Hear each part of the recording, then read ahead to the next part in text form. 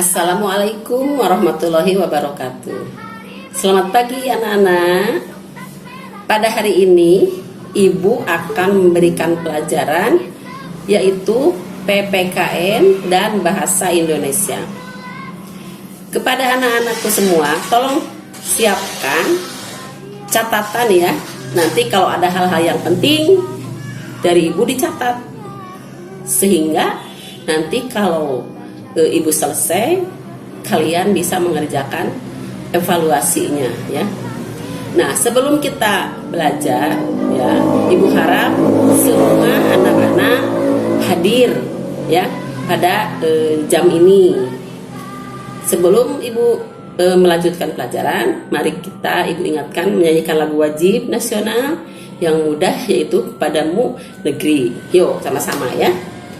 Padamu negeri kami berjanji, padamu negeri kami berbakti, padamu negeri kami mengabdi, bagimu negeri jiwa raga kami.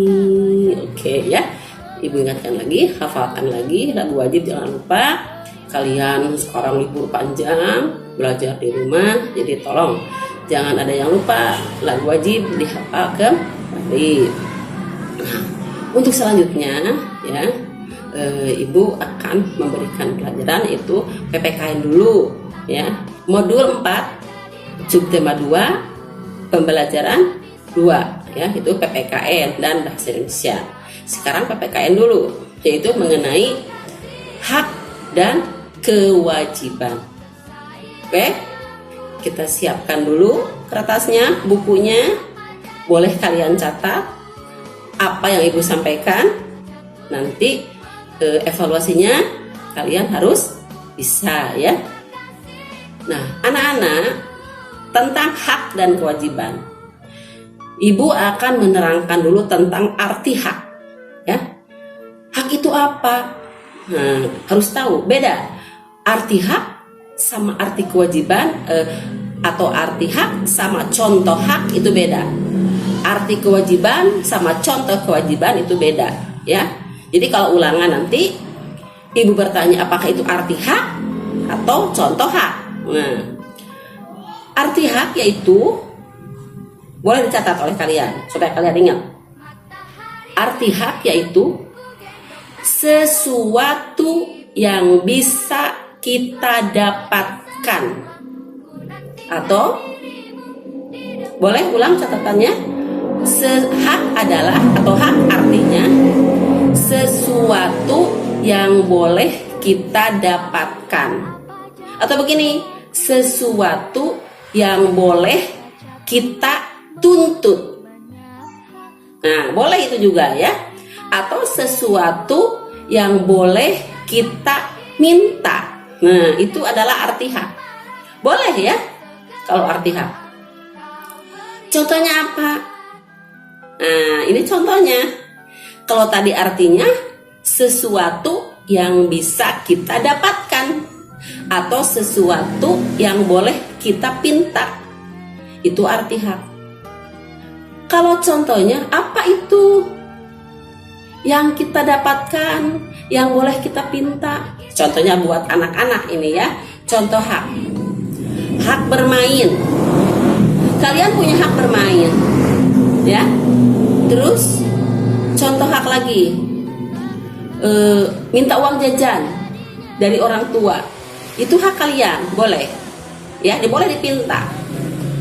Terus mendapatkan pelayanan pendidikan, itu hak kalian, boleh dicatat, boleh. Ulangi lagi, yang tadi adalah arti hak, yang sekarang adalah contoh hak. 1, mendapatkan pelayanan pendidikan, boleh. 2, mendapatkan uang jajan dari orang tua, boleh. 3, mendapatkan penerangan listrik, itu adalah hak juga ya. Terus kita mendapatkan pelayanan dari guru, itu juga hak. Kita mendapatkan pelayanan pendidikan, itu juga hak. Itu contoh hak. Jadi kalian boleh menuntut kalau hak. Minta uang jajan, mau belajar, terus minta belajar dengan listrik yang terang. Nah, itu juga hak kalian, ya, itu contoh hak. Nah, kalau hak tidak diberikan kepada kalian, itu kalian boleh menuntut, ya. Kenapa, Bu? Saya nggak belajar. Kenapa, Ma? Saya nggak diberi uang. Itu boleh menuntut, ya. Nah, itu antara arti hak dan contoh hak. Mengerti nggak? Nah, silakan ya dicatat dulu biar nanti kalian kalau evaluasi kalian bisa menjawab apa arti hak dan apa contoh hak. Nah, itu udah hak ya, cukup ya. Nah, sekarang mengenai kewajiban. Kalian sering mendengarkan kewajiban. Namanya wajib, itu wajib dilaksanakan. Ya. Nah, kewajiban juga sama. Ada artinya, ada contohnya. Artinya beda dengan contohnya. Kalau ibu bertanya tentang apa arti kewajiban, jawabannya adalah, boleh ditulis, sesuatu yang harus kita laksanakan. Nah, sesuatu yang wajib dilakukan, itu kewajiban. Sesuatu itu apa? Ya, pokoknya segala macam kegiatan, pekerjaan itu yang wajib dilakukan adalah kewajiban. Contohnya sekarang. Nah, silakan tulis dulu arti kewajiban. Apa itu arti kewajiban? Yaitu sesuatu yang wajib dilaksanakan. Boleh panjang, apabila ditinggalkan mendapatkan sanksi atau hukuman. Ya, boleh tulis sekali lagi. Apa itu kewajiban? Kewajiban adalah sesuatu yang harus dilakukan. Apabila tidak dilakukan, maka akan mendapatkan sanksi atau hukuman. Itu artinya. Sekarang contohnya apa? Nah, macam-macam banyak kewajiban itu ya. Ada kewajiban kita sebagai umat Islam, ada kewajiban kita sebagai anak, ada kewajiban kita sebagai murid. Nah, sekarang ibu perinci satu persatu contohnya ini ya. Contoh kewajiban kita sebagai umat Islam. 1. Melaksanakan sembahyang. 2. Melaksanakan puasa Ramadan. 3. Melaksanakan zakat misalkan. Terus hormat kepada orang tua. Banyak itu contoh kewajiban sebagai umat Islam itu ya. Kalau tidak dilaksanakan itu kalian bisa berdosa kepada Allah. Nanti masuk neraka. Kalau kewajiban kita sebagai umat Islam tidak dilaksanakan oleh kalian.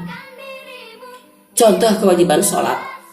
Kalian bolong satu aja sholat tidak dilaksanakan, maka kalian berdosa kepada Allah. Itu kewajiban. Puasa juga sama ya. Nah, kemudian kewajiban kita sebagai anak. Apa kewajiban sebagai anak? 1. Hormat pada orang tua. 2. Hormat kepada kakak. Itu kewajiban. Terus hormat kepada orang yang lebih tinggi. Itu harus hormat, itu kewajiban ya. Nah, sebagai murid hormat kepada guru. Nah, itu kewajiban ya. Atau di sekolah kewajibannya apa? Kan ada daftar kelas, ada daftar daftar piket. Nah, itu kewajiban kalian. Seminggu 1 kali harus melaksanakan kebersihan. Kalau tidak kan itu diberi sanksi. Nah, itu adalah kewajiban ya. Jadi contoh kewajiban itu banyak sekali ya. Nah, kewajiban itu tidak usah dituntut, tidak usah dipinta, tapi harus dilaksanakan. Beda dengan hak. Ya, kewajiban harus dilaksanakan biar kita tidak mendapatkan sanksi atau hukuman. Itu ya kalau kewajiban. Nah, anak-anak mengerti tidak? Apakah itu hak? Apakah itu kewajiban? Apakah itu contoh hak dan apakah itu contoh kewajiban? Ya, mudah-mudahan kalian bisa menyimak apa yang Ibu sampaikan tentang pelajaran PPKN. Nah, untuk evaluasinya sekarang tolong catat ya. 1. Tuliskan apa arti hak. Nah, itu nomor 1 ya. Tuliskan apa arti hak. Udah? Nah, sekarang yang nomor 2. Tuliskan 3 contoh hak ya. Tuliskan 3 contoh hak. Kemudian yang keempat, jelaskan, boleh, tuliskan juga boleh. Tuliskan apa arti kewajiban. Ya. Terus yang nomor 4, tuliskan 4 contoh kewajiban. Ya. Boleh kalian tuliskan 4 contoh kewajiban. 5. Tulis ya yang nomor 5. Kalau kewajiban ditinggalkan, maka kalian akan mendapatkan titik-titik. Silakan tulis. Kalau kewajiban tidak dilaksanakan, kalian akan mendapatkan titik-titik. Nah, itu ya untuk evaluasi soal PPKN. Oke anak-anak, sekarang kita beralih ya ke kalimat saran. Contoh kalimat saran. Kalian harus bisa memberikan ungkapan tentang kalimat saran. Ya. Apa itu saran? Nah, Ibu akan terangkan dulu ya sebelum Ibu membahas tentang kalimat saran. Ya, Ibu akan memberikan dulu pernyataan atau ungkapan-ungkapan. Perhatikan. Anak-anak, sekolah itu harus bersih, kan?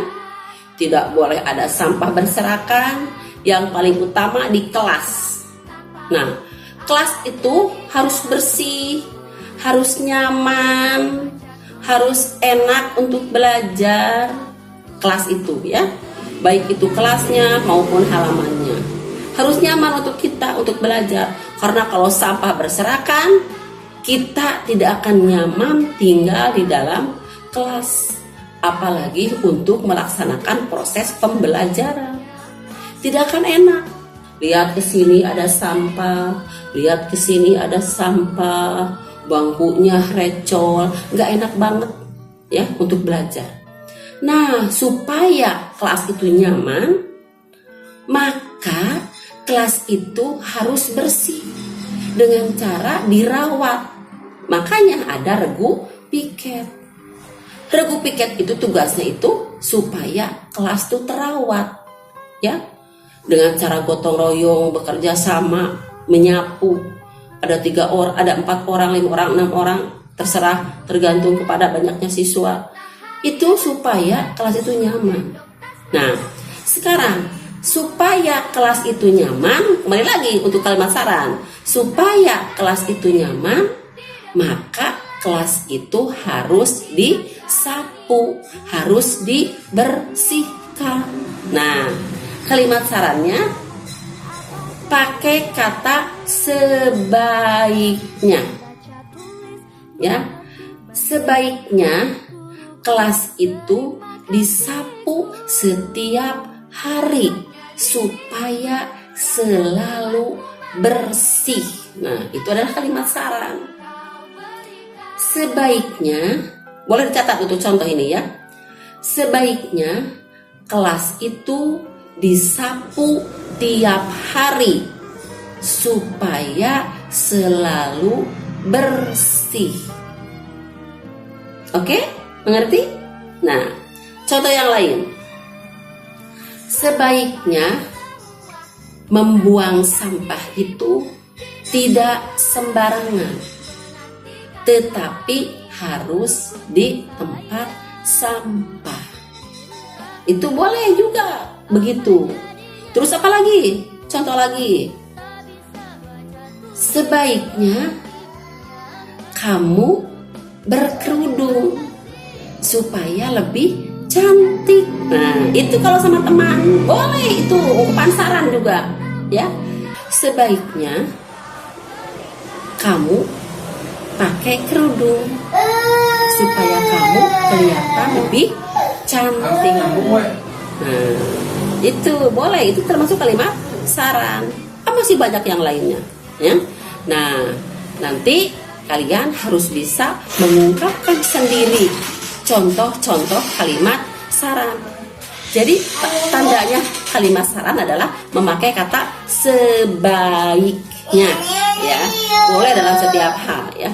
Nah, apakah dapat disimak penjelasan dari Ibu? Oke. Nah, untuk evaluasinya sekarang coba tulis 3 contoh kalimat saran. Coba tulis 3 contoh kalimat saran. Nah, anak sekalian, rupanya pembelajaran dari Ibu cukup sekian. Mudah-mudahan dapat kalian terima.